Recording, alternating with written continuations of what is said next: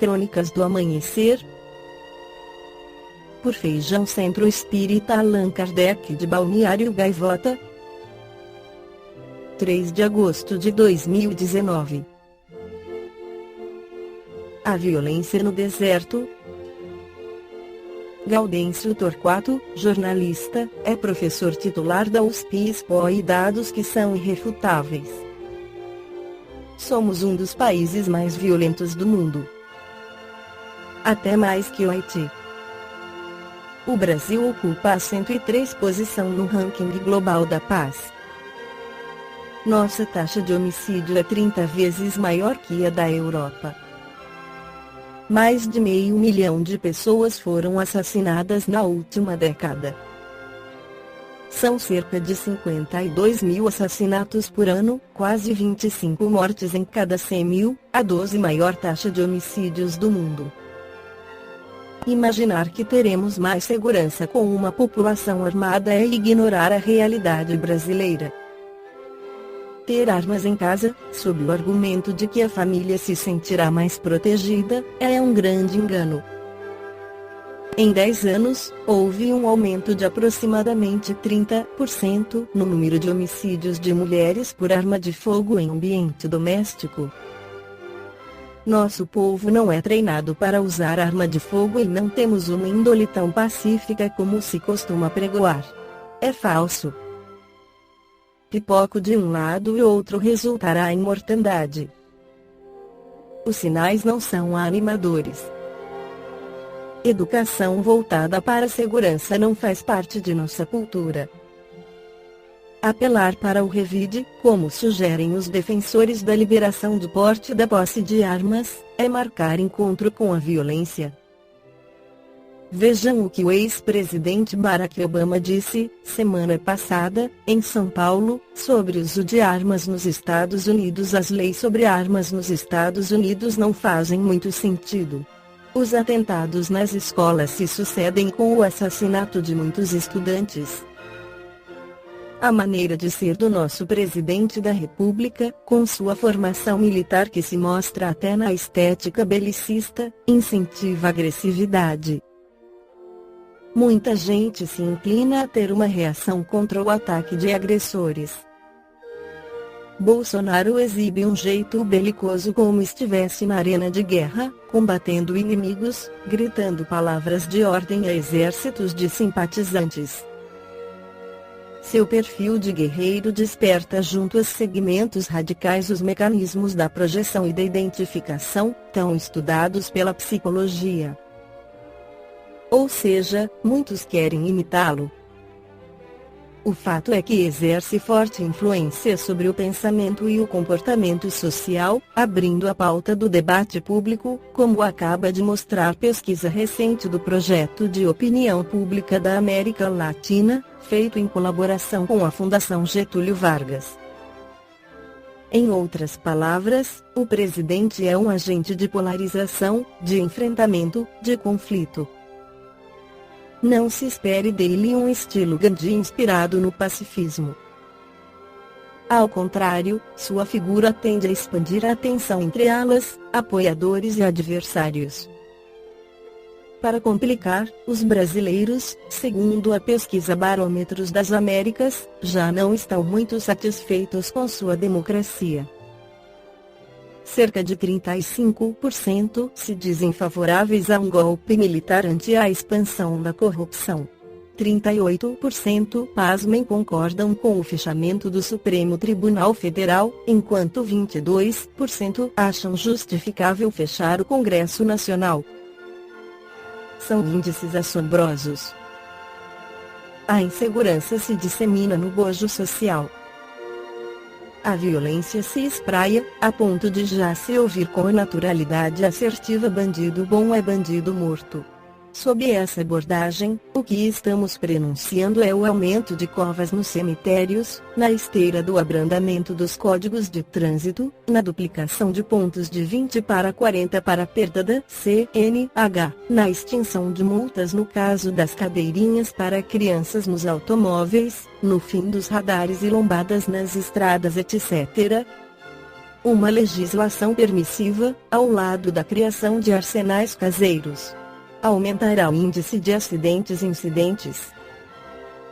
Não é possível se projetar um cenário de harmonia social ante a escalada individual no campo do porte da posse de armas ou ante meios de transporte disparados nas estradas.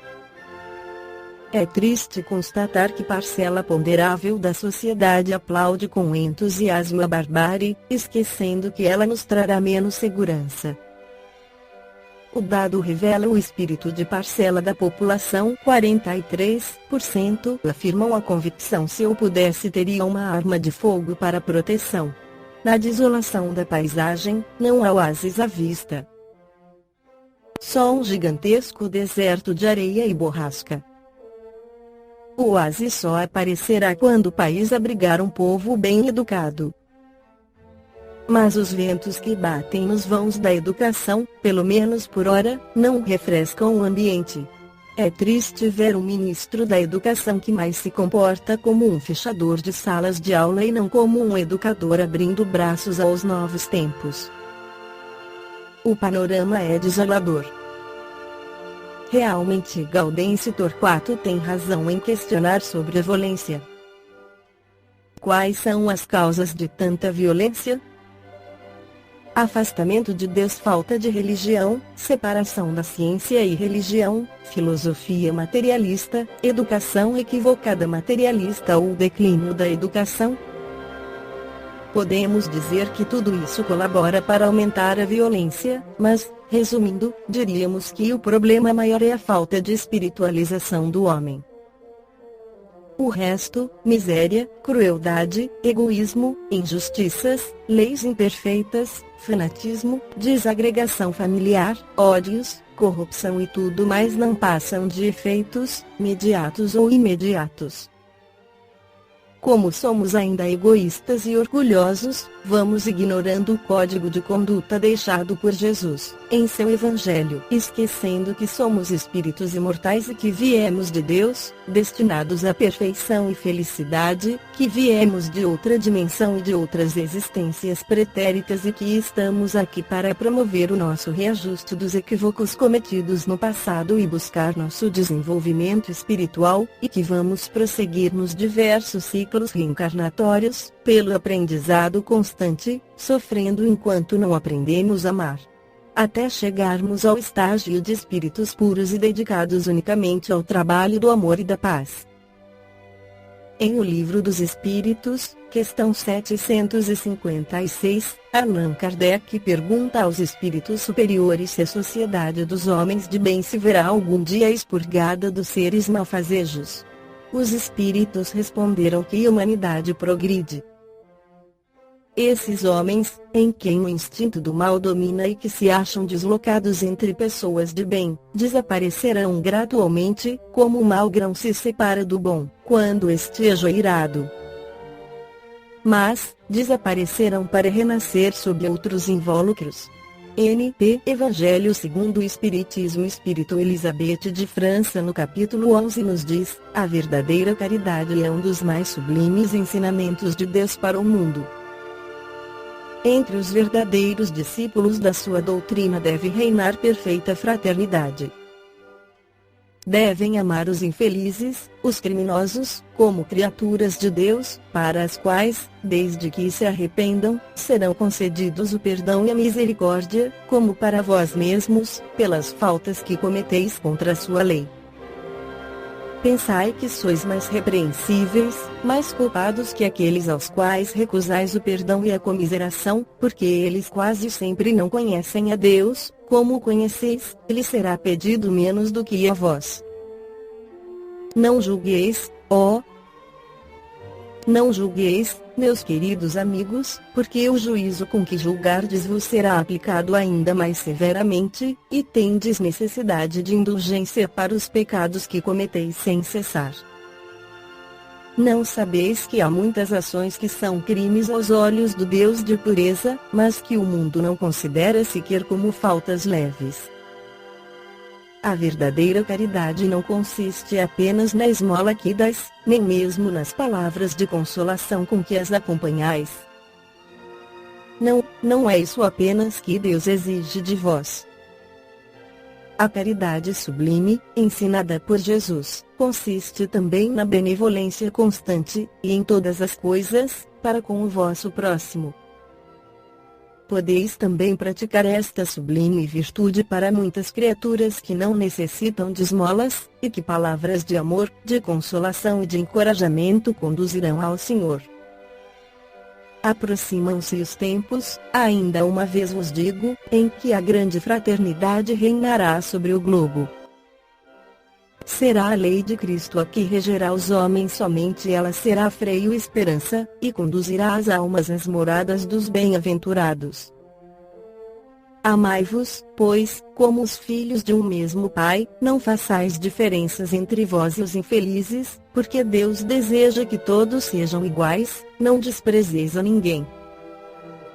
Deus permite que os grandes criminosos estejam entre vós, para vos servirem de ensinamento.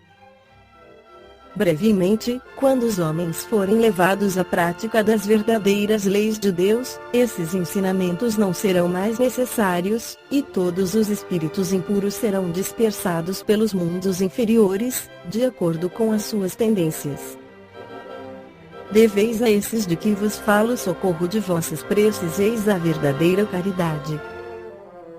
Não deveis dizer de um criminoso é um miserável, deve ser extirpado da terra, a morte que se lhe inflige é muito branda para uma criatura dessa espécie. Não é assim que deveis falar. Pensai no vosso modelo, que é Jesus. Que diria ele, se visse esse infeliz ao seu lado? Havia de lastimá-lo, considerá-lo como um doente muito necessitado, e lhe estenderia a mão. Não podeis, na verdade, fazer o mesmo, mas pelo menos podeis orar por ele, dar-lhe assistência espiritual durante os instantes que ainda deve permanecer na terra. O arrependimento pode tocar-lhe o coração, se orardes com fé. É vosso próximo, como o melhor dentre os homens. Sua alma, transviada e revoltada, foi criada, como a vossa, para se aperfeiçoar. Ajudai-o, pois, a sair do lamaçal, e orai por ele. Esta foi a crônica do amanhecer de 3 de agosto de 2019. Por Feijão Centro Espírita Allan Kardec de Balneário Gaivota. Que a paz esteja com todos.